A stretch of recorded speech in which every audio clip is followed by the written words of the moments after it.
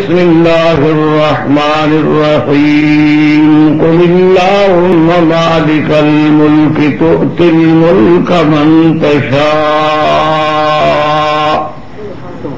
وتنزع الملك ممن تشاء تعز من تشاء وتذل من تشاء بيدك الخير إنك على كل شيء قدير قال النبي صلى الله عليه وسلم من كان آخر كلامه لا إله إلا الله دخل الجنة صدق الله العلي العظيم وصدق رسوله النبي الكريم ونحن على ذلك لمن الشاهدين ومن الشاكرين والحمد لله رب العالمين. قدر علماء کرام، برادران اسلام، عزیز نوجوانوں،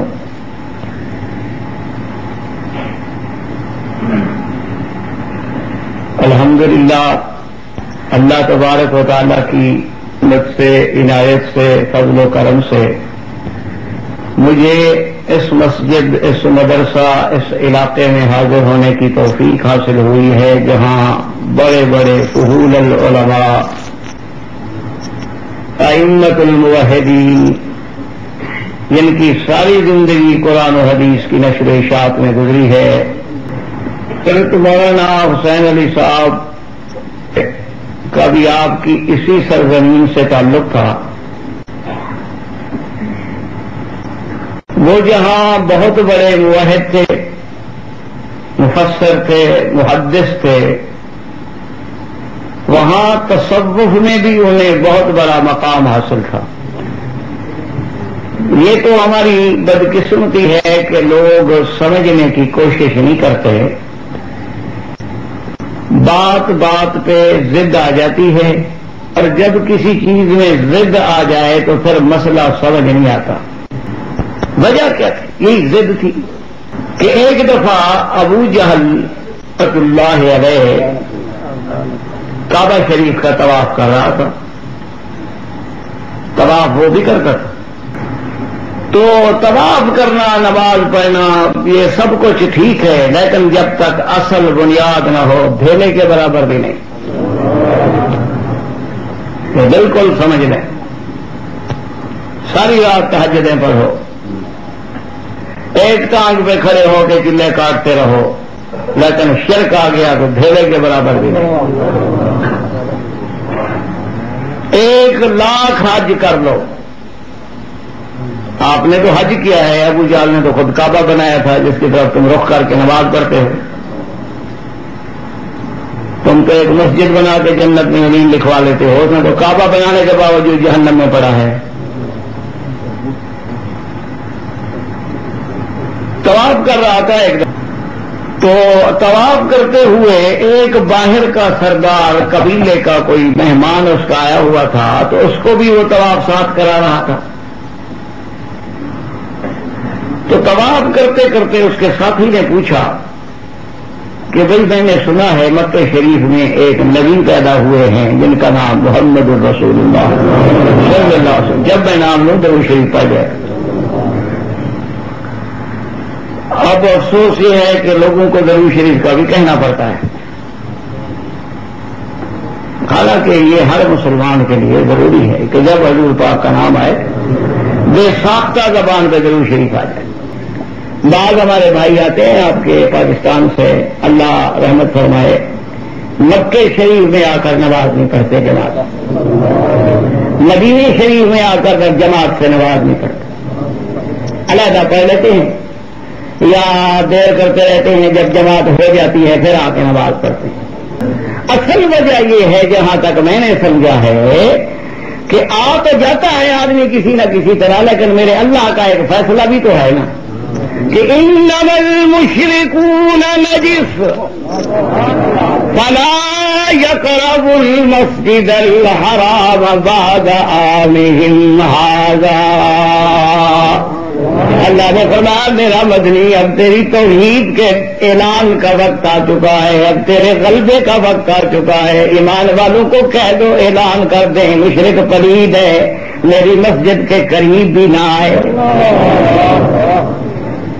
اللہ تبارک و تعالیٰ کا یہ فیصلہ ہے، اور یہ نہیں کہ فرمایا فلا یقرب المسجد الحرام بعد عامہم ھذا، اللہ فرماتا ہے تم مسلم لکھ کر پاسپورٹ پہ دھوکہ دے کے تو آ جاؤ گے، لیکن میں پھر بھی حرم کی جماعت نصیب نہیں کرنے دوں گا۔ اس لیے دعا کرو اللہ ان کو بھی نصیب کرے، اللہ ان کے سینے بھی کھول دے، اللہ ان کے بھی ہدایت کے فیصلے فرمائے، اللہ ہماری بھی ہدایت کے فیصلے، دل میں زنگ نہ رہے۔ حضرت خلیفہ غلام محمد دین پوری رحمت اللہ علیہ کی خدمت میں تو ایک بہت بڑا ہندو جوگی آیا اور اس نے آ کے ملاقات کی، ایک دو دن لنگر میں قیام کیا، پھر آیا اور اجازت لینے لگا۔ آپ نے فرمایا بھائی کیسے آئے تھے، کیوں آئے تھے، کیسے رہے، کیسے جا رہے؟ اس نے کہا جی میں ہندو ہوں، اور ہندو کا وہ کوئی پنڈت چنڈت جو بھی شوبی تھا، یہ مسئلے جو ہوتے ہیں نا ریاض محنت سے ہوتے ہیں، محنت ریاض کرنے سے آدمی کئی چیزیں حاصل ہو جاتی ہیں۔ تو آپ نے کہا کہ پھر کیوں آئے؟ انہوں نے کہا جی میں اصل میں اس تلاش میں ہوں کہ مجھے کوئی اللہ والا مل جائے اور مجھے راستہ دکھلائے، لیکن میں جس پیر کی خدمت میں جاتا ہوں، جس بزرگ کا نام سنتا ہوں، کسی عالم دین کا نام سنتا ہوں، وہاں پہنچتا ہوں، اور میں اپنے ریاض سے اپنی محنت سے جو اس مقام پہ پہنچا ہوا ہوں، جب میں غور کرتا ہوں یا مراقبہ سمجھنے کرتا ہوں یا جو کچھ کرتا ہوں تو ان کے دل میں مجھے سیاہی کا بڑا داغ لگتا ہے۔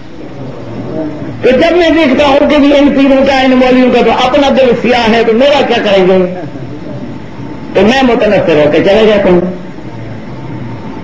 انہوں نے کہا اچھا بھی پھر فقیر کے دل پر بھی کچھ توجہ کرو، دیکھو اس کو بھی دیکھو، یہ کوئی بڑی بات نہیں ہوتی، یہ کشف ہو جانا یا کسی چیز کا یہ کوئی ایسا مسئلہ نہیں ہے بڑا۔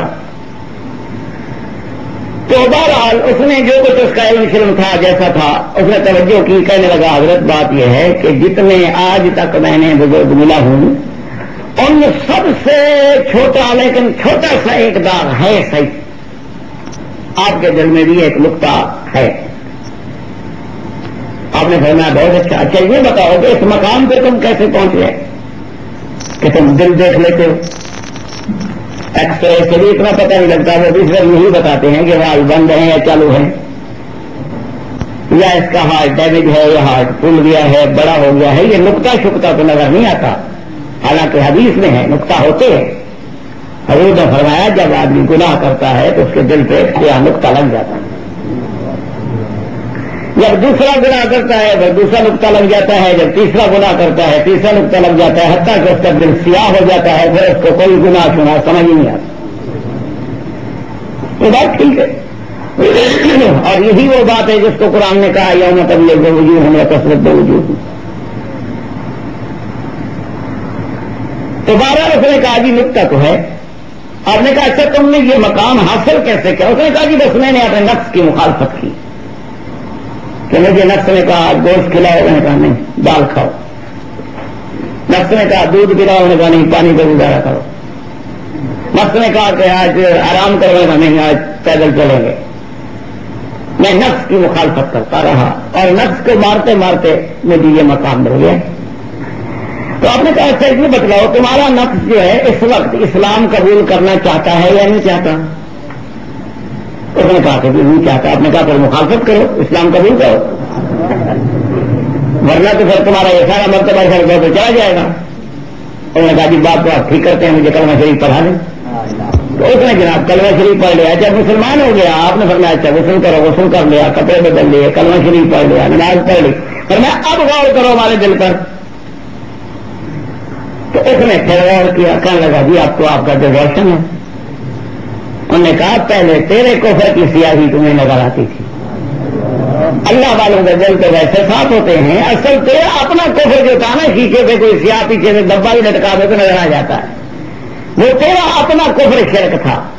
ہمارے دل اللہ کی توحید سے اللہ کے قرآن سے صاف ہیں، تو ہر ایک بڑے بڑے علماء ان سے خلافت حاصل کرتے ہیں۔ بڑے بڑے علماء ان سے اللہ اللہ سیکھتے رہے، زراعت مکمل کرتے رہے، تو مولانا حسین علی صاحب رحمۃ اللہ علیہ انہیں محدث مفسر عالم سمجھتے ہیں، وہ تو تھے، اس میں تو کوئی شبہ نہیں، لیکن اس کے ساتھ ساتھ ان کا تصوف میں بھی بہت بڑا مقام تھا۔